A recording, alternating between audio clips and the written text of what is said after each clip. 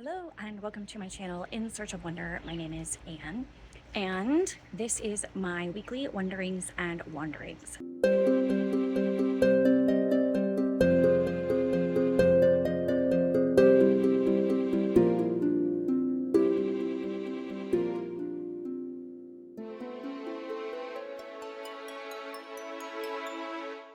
Today is Saturday morning. I'm getting this vlog started on a snowy morning. Yay! I was just wishing for snow. It's not enough to cancel anything, alas and alack, but it is beautiful and lovely and I am enjoying it. And my husband and I are about to head to a parent meeting at our school. They do this annually. All the parents come and they make announcements about the coming year, etc. So it's a breakfast. So we're going there. After that, we are going to be shopping for a dryer, a new dryer. Yeah. I just love flushing money down the drain on appliances. And that dryer that we've had it for like 7 years. It has been in trouble almost every single one of those years. So it's finally time to get rid of it. But I'm just hoping and praying the next dryer works. But anyways, that's what I've got going on in life. As far as reading goes, I am reading The Historian by Elizabeth Kostova. I'm halfway through that book, but I'm reading it with Ollie. I am reading A Tale of Two Cities, a chapter or two a day at a time, thoroughly enjoying that.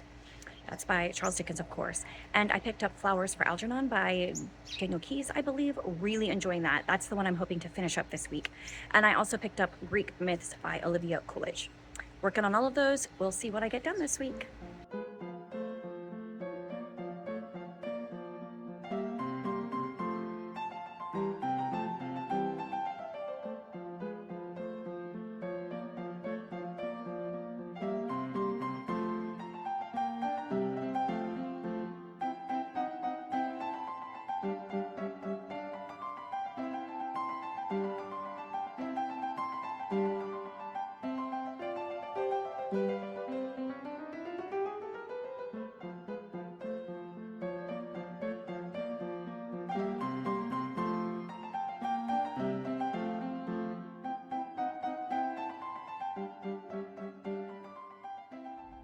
Hello, it's Monday morning and I have the day off today. It is Martin Luther King Jr. Day and I slept in a little bit. It was wonderful. We don't have big plans today. I've already done a little bit of light housework. Probably will do a little bit more. Probably will do a little bit of reading. We didn't actually get out to dryer shopping on Saturday, so we are hoping to do that today. Tonight we're going to have a family game night and try to make some pizzas. So those are on my agenda, not anything exciting. So I did want to share little updates on reading that I did over the weekend. First of all, for my devotions, I picked up this book that's been on my shelf for a long time that I started years ago, but for whatever reason, just never kept up with. I ended up doing something else with my devotions at the time. It's called The Music of His Promises by Elizabeth Elliot. And the music of his promises sounds like this nice, light and fluffy, encouraging, heartwarming sort of devotional read. But y'all, this is Elizabeth Elliot, so no, we don't go there. Elizabeth Elliot is not afraid to shy away from hard truths and rubber meets the road Christianity. And so even though these little devotions are actually pretty short, they pack a punch, and each one gives me enough to ponder and has strong conviction coming along with it. So I am really enjoying that. It's interesting. At church, our theme for this year is by faith. And we are working through two things, Hebrews chapter 11 and the book of James. And the beginning of James is talking about having faith through trials and tribulations and asking for wisdom with faith when you encounter trials and temptations. And so we were discussing that at length yesterday in our small group, which prompted more discussion on the way home. And kind of the question that arose was, is faith believing that God is going to fix whatever your problem is? Like, If you're sick, he's going to make you well. If you are poor, he's going to make you rich. Whatever the problem is that you're facing in life, faith is believing that God will fix it. Or is faith, real faith, being comfortable with the fact that not everything in life gets resolved or fixed, and trusting God through that anyway.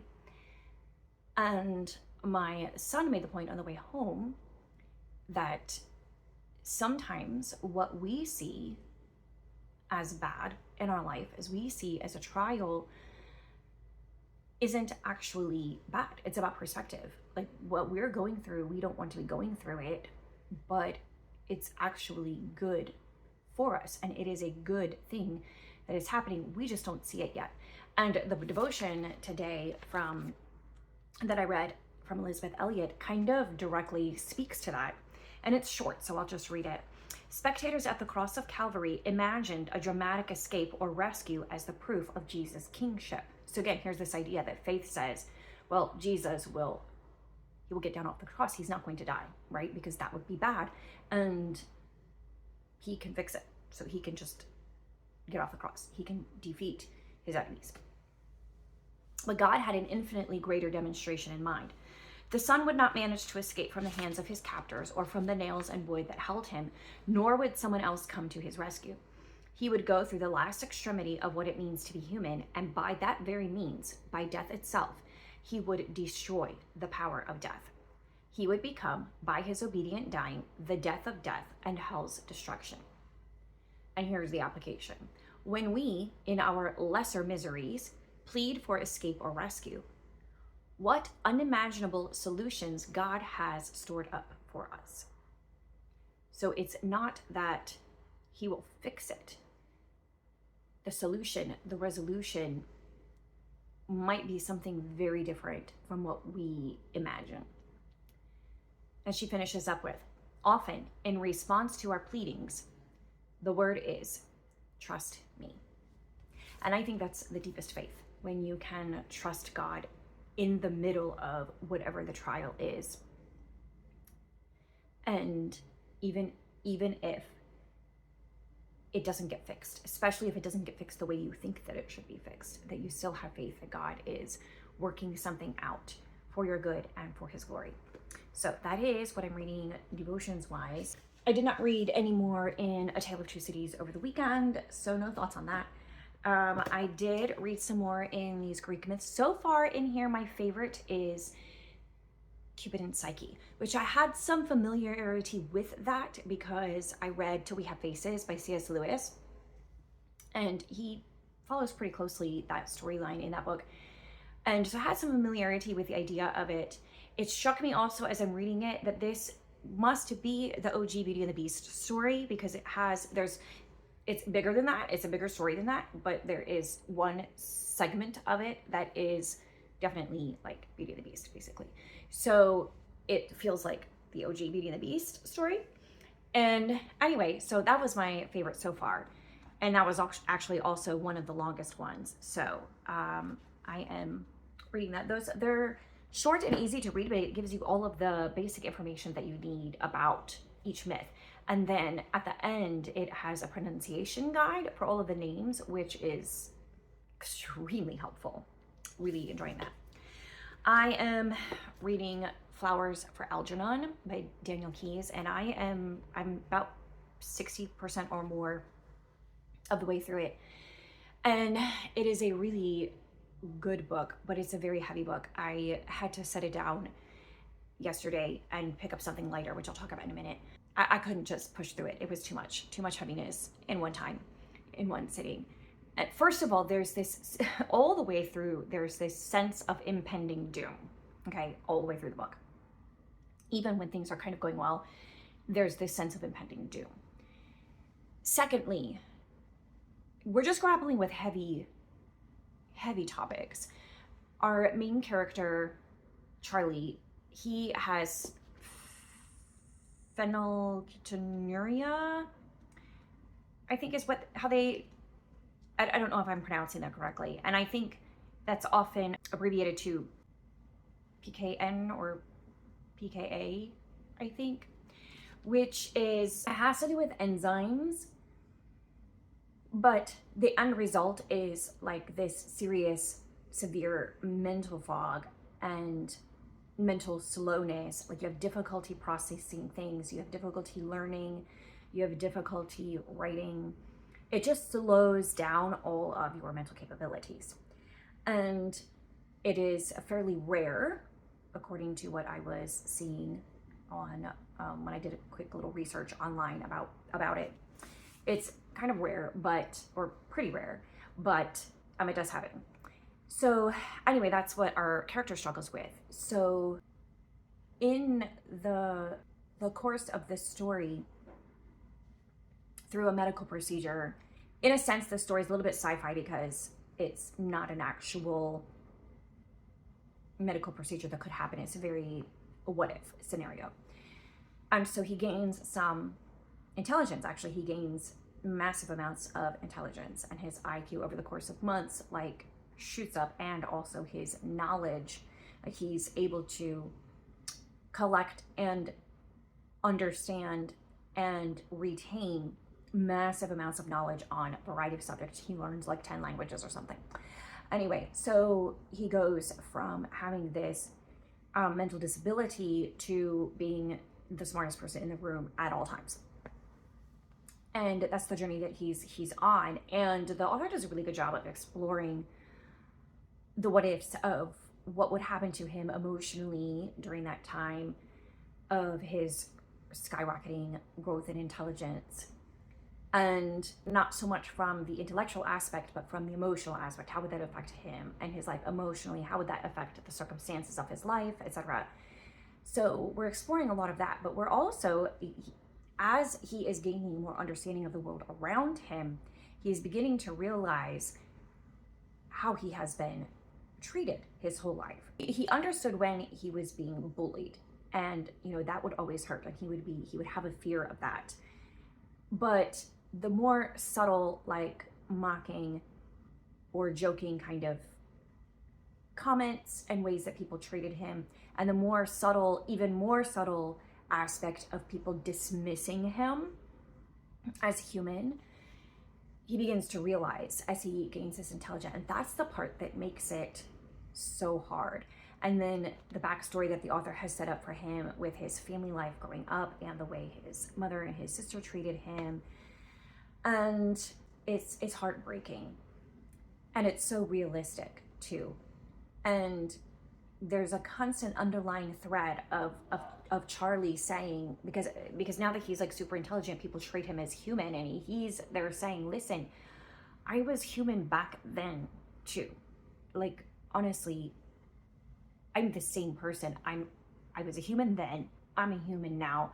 My intellectual capabilities may have changed, but I have always been a human, and therefore I've always been valuable. And that's the underlying message here, which I 100% can get behind. So it's really hard to read about it. So anyway, I am enjoying it, if you want to use that word. It is a good book in many respects. And then I am still on pace with The Historian, buddy reading that with Molly, and really enjoying it. We've been having some good discussions on the weekends as we make it through our weekly reading for it. And I don't have a lot to add about that, other than what I have already said, but I am overall enjoying The Historian. So, as I mentioned, I was in the middle of reading The Heaviness of Flowers for Algernon, and I didn't really feel like reading any further in this because this has its own kind of heaviness. It's more like, it's not emotionally heavy, but it's more like intense and more, it's an involved story. It's not light reading at all. So I didn't want to pick that up. And I read a little bit in the Greek myths, but I can only handle, so much of those short stories at a time. I wanted a lighter story that I could just immerse myself in and enjoy, and not have to get like super emotionally invested in it. So I picked up a library book that has been staring at me for the past week that I have been wanting to read through each tomorrow. And so I read a bit in that last night, and I am really enjoying it. I am curious to see where the story goes. There are two things that honestly are bothering me a little bit about it at the beginning of this story. And one that deception is playing a huge part in the storyline that's being set up here. And I don't like that. I never like that in a book. So I'm hoping that the way it works out, that this deception aspect isn't just glossed over, like, or excused, but dealt with. So that's the one thing. The other thing is, part of the storyline is set in Elizabethan England, and this is a minor issue that I'm having with it. I would have liked for the dialogue to have been more consistently Elizabethan. I don't need to read all the dialogue in Elizabethan English, because let's be real, this isn't Shakespeare, you know, like, I'm not trying to read Shakespeare. But I do think we have enough existing Shakespearean or Elizabethan era literature, I mean also like the King James Bible, for example, that we can have a feel for the way that they would have talked then. And it's very modern dialogue with some tis thrown in, with some other things thrown in, but it's not coming across as Elizabethan. So it kind of like jars you out of that historic setting and makes it seem a little bit unrealistic. Otherwise, the research, I think, for that Elizabethan setting is very well done. Like, that's not the problem. The problem is strictly the dialogue is out of place with that historic setting. So that's my only quibble with the first part of it. So otherwise, I am enjoying meeting these characters and getting that story set up. So that is a really long update. So I'm going to sign off for now, and I will be back with you later this week with more updates. Hello, it is Tuesday afternoon. I'm sorry, the sun is like really bright and creating really sharp lines and shadows. So I'm gonna try and stay right here while I'm talking. So I finished, what did I finish? Flowers for Algernon yesterday. And it's so hard when you have a Monday off and then like getting on track the rest of your week. Like, what day is it? Who am I? All those things. Struggling. Anyway, I finished Flowers for Algernon yesterday by Daniel M. Keyes. And that was my pick, my belated pick for my 5-star prediction for my Reading the Classics challenge. It is an American classic. I believe it was written in the 60s. And it was very good. I really enjoyed it. However, there were aspects to it, I should say. Not parts of it, but aspects to it that I did not love quite as much. So I was really torn. In the end, I did give it 5 stars because I'm trying to have my rating reflect more my feeling, per se, about the book and less my thinking about it. Because I know there are times when I read a book and I may recognize certain things about it that I dislike or even disapprove of, shall we say. But overall, I really enjoy the book. And so later on, when I think about that book, I forget about those things that were, minor drawbacks. And all I remember is, I really enjoyed reading that book, or that book was a really profound read, or for whatever reason, it really stuck with me. And so I'm trying to be more cognizant of that. This is one of those books. It's not a perfect book for me, but it is extremely well written. It is written from a unique premise. Overall, the overarching themes in it, I am fully on board with. And I think more books should be written from this perspective. The minor drawbacks for me, I guess, don't necessarily outweigh overall my initial reaction to the book and the fact that I kept wanting to read it. It wasn't a book that I had to push through or slog through or ponder too deeply. It was heavy. I had to set it down a couple of times for that, but that's not a drawback for me necessarily. In fact, for me, that can mean that the book is really, really good because it's grappling with heavy things. That's not a bad thing, in my opinion. It doesn't take away from the book's rating for me. So overall, as I finish the book and I look back on it, I think, wow, that was an incredibly well-written book with an interesting premise that was explored very well. And I agree with a lot of what the author was saying. So the drawbacks are minor in comparison and aren't really reflected in my 5-star rating. So the drawbacks are mainly one very surface level thing that is not going to bother everybody. And that was some of the crassness of the language and that sort of thing. It wasn't enough to make me stop reading it, so it's not enough to really be reflected in the rating. But I do know that for some people, like, that's really important. So I just want to point that out. And it was a minor thing that I noticed, but it didn't take away from overall the book for me. The other thing was more of an issue for me, and I know also would be a bigger issue for some readers. And so I'm just kind of giving the trigger warnings, content warnings, if you will, here about that. So our main character, he has some mental disabilities, phenylketonuria. I'm not exactly sure how to say it. Phenylketonuria? I don't know. Anyway, some mental disabilities. And the author is, and that's not the drawback, by the way, in case you thought that's where I was going. I'm just trying to give a little background. So the author is exploring what ifs if he gained intelligence and then some, what would happen? And can we do it permanently? Can it be a permanent gain, or will it be lost? And so there's a lot to explore, a lot of thematic material that does get explored, and the author, I felt, was very thorough in his examination of what would happen in this instance. If you take someone who is used to being behind in everything, struggles with reading, struggles with writing, struggles with comprehension, struggles with math, struggles with understanding basic human interaction, basic conversation, what if you take someone and what if they could automatically, or it was a little bit of a gradual process, but it was also very quick.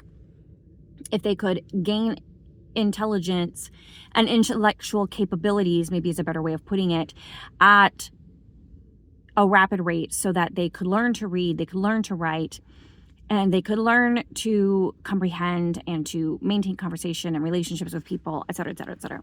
What would that look like? How would it affect the person? How would it affect the people involved in this experiment? How would it affect their family? What areas of their life would it affect? And so it's a really good examination of all of that. In my opinion, the author placed too much of an emphasis on our character's sexual development as part of this process of developing intellectually. Now, in reality, from a scientific perspective, I'm guessing probably is true that would also be affected just as much as every other system in the body. But, you know, that's the aspect of life that you can get the most sensational with, that you can get the most gritty with, that you can push the boundaries with, that will attract readers, or maybe if it doesn't attract readers, it will generate reactions, you know, because of the very nature of the topic. So I feel like the author really expounded heavily on that aspect of our character's life in ways that I personally did not see as necessary. And he created a relationship that was so incredibly toxic in order to explore that aspect. So I'm not saying that he shouldn't have explored that at all, because he was just being very thorough. He was really examining every aspect of this person's life. How would it be affected? So that's fair. That's valid. It was just a little extra. It was extra, in my opinion. Other people might rate it and not think so, and that's, you know, there's room for disagreement there, obviously. But like I said, as much as that was a drawback for me and an aspect of the book that I'm reading and I'm thinking, okay, like I skipped some pages, I skipped some parts of it. I was like, okay, I don't need this in the book.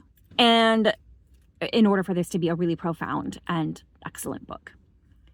But again, it didn't completely take away from the fact that I felt like it was a really important book, grappling with really important things in overall a very excellent way. So there's that. It might seem like a bit of a contradiction, but, you know, honestly, I think learning to be comfortable with contradiction is vital in life. But suffice it to say, overall, I really enjoyed the book. I gave it 5 stars because I don't want someone to think that, my 4-star rating, which would otherwise be what I would give it, would be because it wasn't a good book or it didn't deal with themes adequately or it wasn't well written or something like that. It's a good book. It's an important book, etc. I've said all that already. So it's just that one thing that was a drawback. So I'm sorry. I feel like I am struggling to elucidate exactly my feelings about this. But in the end, I did settle on a 5-star, even though personally for myself, I have a couple of okay, about the book. And I do think that there are readers who would have a similar reaction to me. On the other hand, if that's not something that would bother you, I would definitely 100% recommend it. Even if you're not interested in the concept as a whole, I do think it's still worthwhile reading because the author is dealing with what is valuable in a human being. It's not their intelligence. It's just the fact that they're a human. That's the value. And a human is a human is a human. And a human has value regardless. And that is a valuable message at any time and in any day. And I don't want to detract from that, because I think he executed the exploration of that theme in particular very well. That is my update for today. And so now I am still reading through The Historian, Tale of Two Cities, and Through Each Tomorrow, and the Greek myths. I've still got those 4 going. So I'm hoping to finish up Through Each tomorrow. And then I have a couple more epistolary January things that I want to get to before the end of the month, which today is the 20th, so I've got about 10-ish days. So here's hoping I can get some more of that done. All right, that is my update for today. I'll see you next time.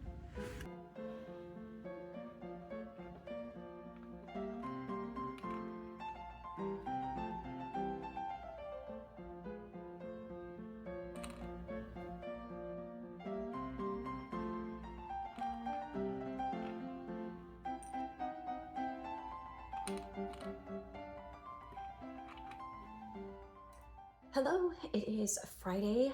Are we in afternoon yet? Nope, still Friday morning. And I am home because today is a work from home day. And yes, I do have some work from home that I need to do this quarter. I'm gonna get right to it in a minute. But first, while my house is quiet, I wanted to film this final update for this weekly reading vlog. I finished a book last night.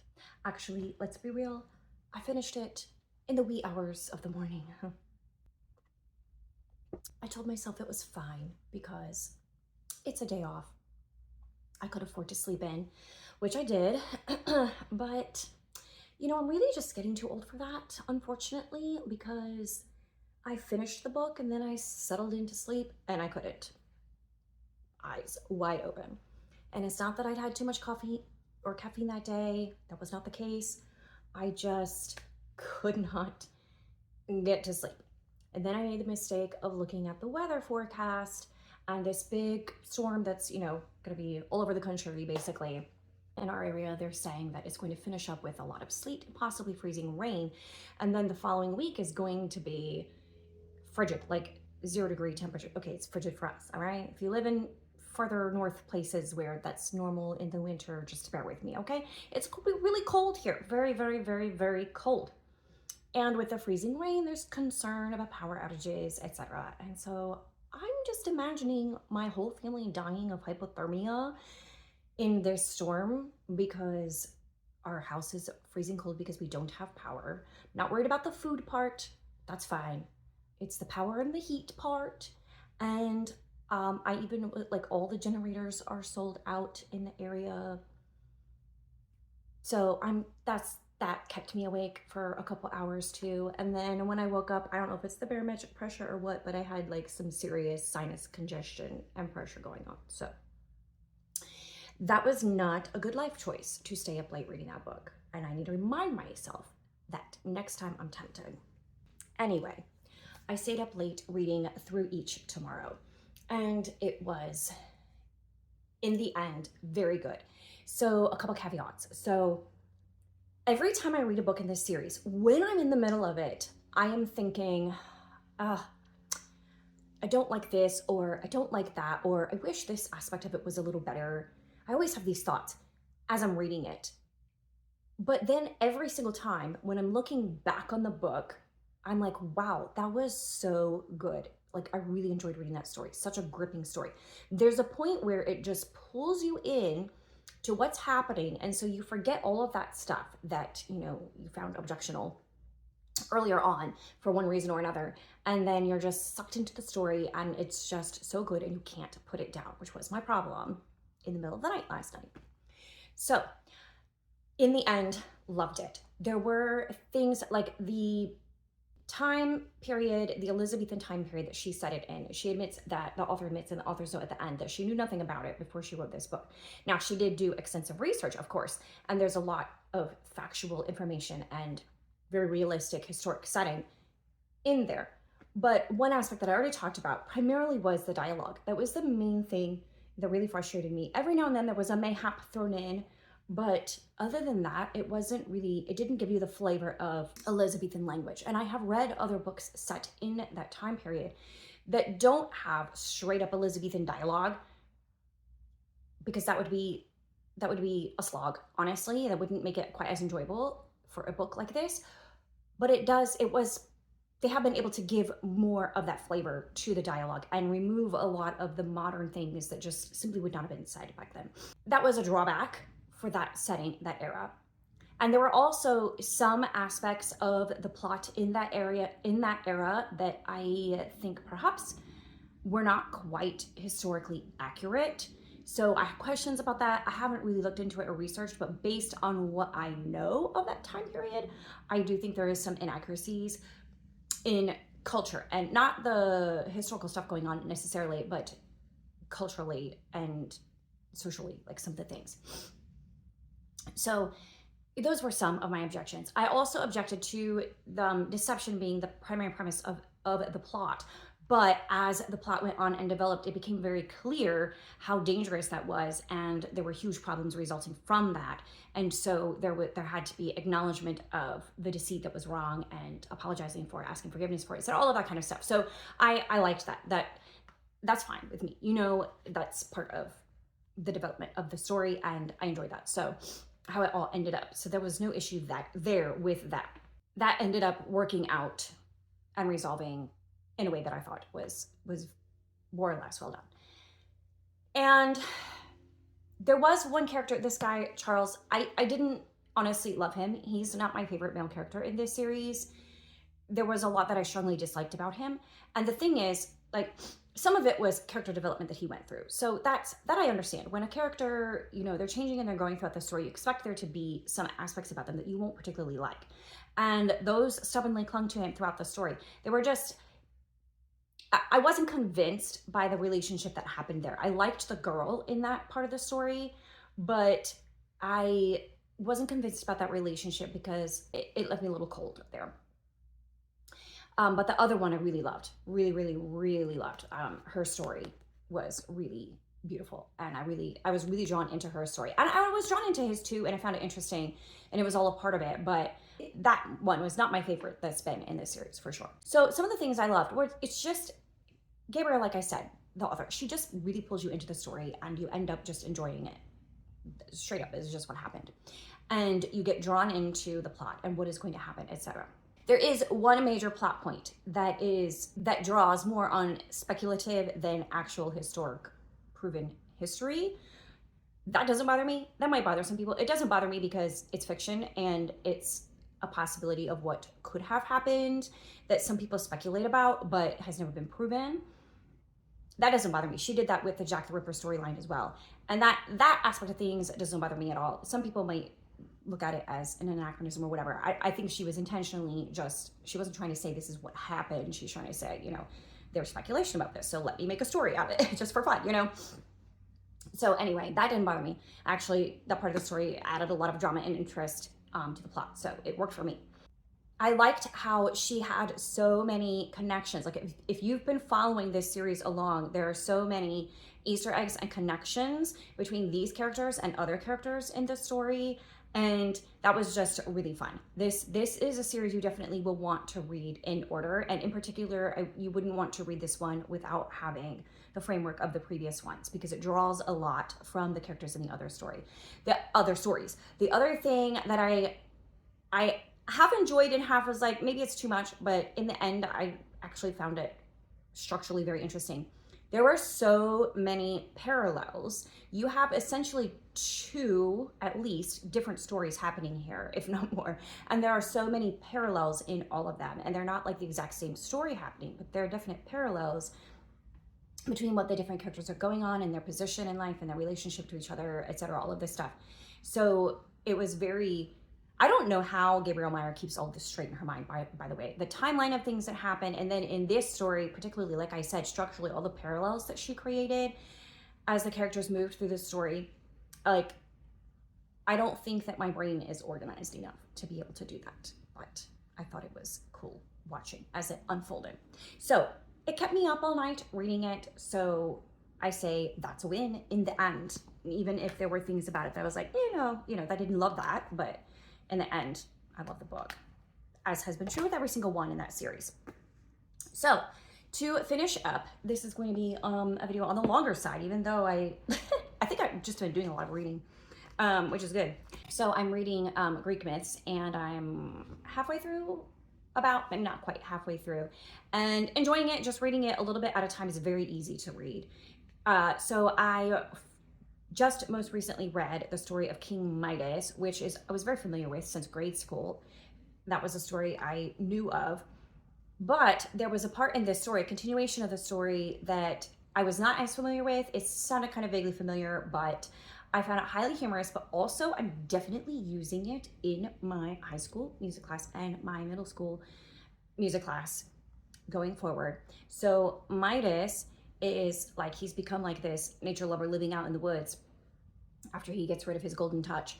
And then he meets the god Pan, who plays his flute out there, is very nature driven.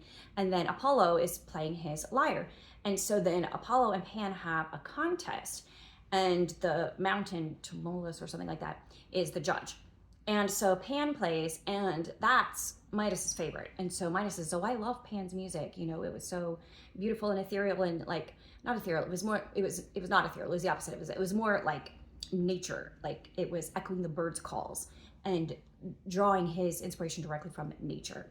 And so that's what Pan's music was. But then when Apollo played his music with his lyre, it was more like actually ethereal, heavenly. It was beautiful. And so like all of Earth, including the mountain, stopped to listen to Apollo's music because it was so beautiful. But Midas was like, oh, Pan definitely wins. And then when Tmolus said, no, Apollo definitely wins, Midas was like, oh no, Pan's music was much better. And so let me read this next paragraph, which totally cracked me up. Apollo looked the insistent mortal up and down. The fault is in your ears, O king. We must give them their true shape, he said. With that, he turned away and was gone to Olympus, while the unfortunate Midas put his hands to his ears and found them long and furry. He could even wriggle them about. Apollo had given him ass's ears in punishment for his folly. And so then he didn't allow anybody to see his ears for obvious reasons, but eventually he had to get his hair cut. And so he swore his barber to secrecy. Well, his barber was just like bursting with the nature of this secret and felt like he had to tell someone. So finally he went down to a meadow, which was seldom crossed because it was waterlogged. And there, where he could see there was no one around to hear him, he dug a hole in the ground, put his face close down, and whispered into the wet mud, King Midas has ass's ears. Then he threw some earth on top and went away, feeling somehow much relieved. And then some reeds grew in that place where he had whispered that. And then from that point, when the wind blew through those reeds, it would say something. Let's see.